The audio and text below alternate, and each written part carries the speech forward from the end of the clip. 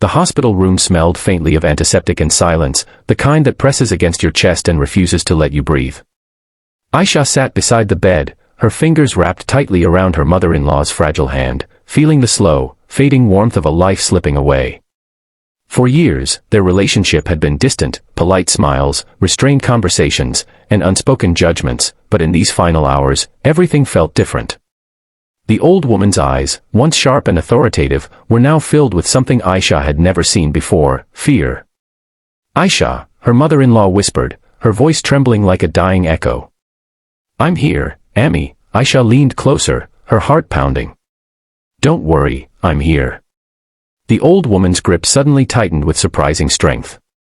Her cloudy eyes locked onto Ayesha's, as if trying to transfer something urgent, something heavy. Her lips quivered before she finally forced out the words that would shatter Ayesha's world. "Run from my son." Ayesha froze. For a moment, she thought she had misheard. Her breath caught in her throat, and her mind struggled to process what had just been said. Run from her own husband. The men she had trusted, loved, and built her life with. Before she could ask anything, before she could demand an explanation, the old woman's hand loosened. The machines beside the bed let out a long, flat sound that echoed through the room like a final goodbye. Ayesha sat there, numb. The words kept replaying in her mind, over and over again. Run from my son. It didn't make sense. It couldn't make sense. Her husband, Samir, was everything a woman could ask for. He was kind, successful, calm under pressure, a man admired by everyone who knew him. He had never raised his voice at her, never shown even a hint of cruelty. In fact, he had been her protector, her support system, her entire world. So why would his own mother say something so terrifying? The days that followed were a blur of condolences, prayers, and rituals. People filled the house, offering sympathy, recalling memories, and praising the life of the woman who had just passed.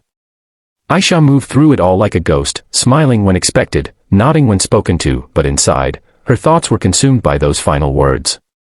Samir, on the other hand, seemed composed, too composed. He handled everything with precision and control, organizing the funeral, managing guests, and ensuring that everything went smoothly.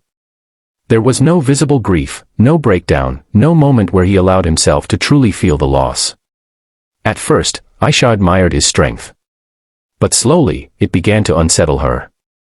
One night, a week after the funeral, Ayesha woke up thirsty. The house was silent, wrapped in the stillness of midnight. She reached out to the other side of the bed, but Samir wasn't there. Frowning slightly, she got up and walked quietly down the hallway.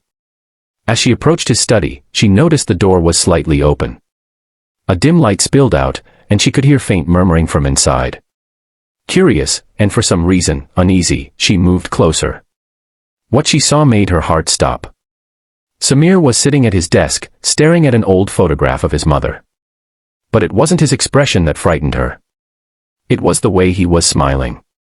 Not a gentle smile. Not one of remembrance or love. It was cold. Hollow. Almost satisfied.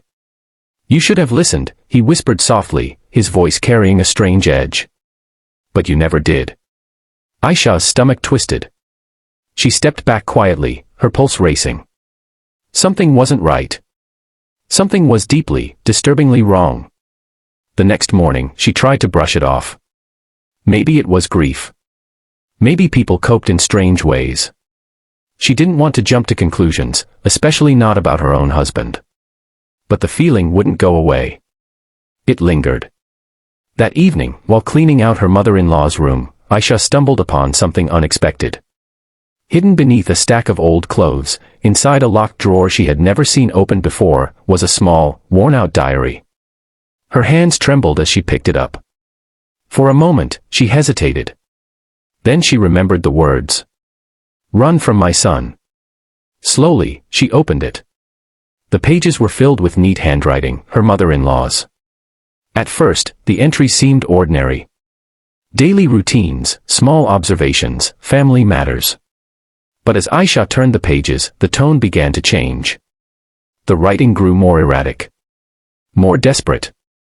"I don't recognize him anymore. He watches me when he thinks I'm asleep. There's something wrong with Samir, something I cannot explain. Ayesha's heart pounded louder with every word. Then she reached the final entry. I'm afraid of my own son. If anything happens to me, it won't be natural. And if Ayesha is reading this, please, my child, run before it's too late. The diary slipped from her hands. Her entire body went cold.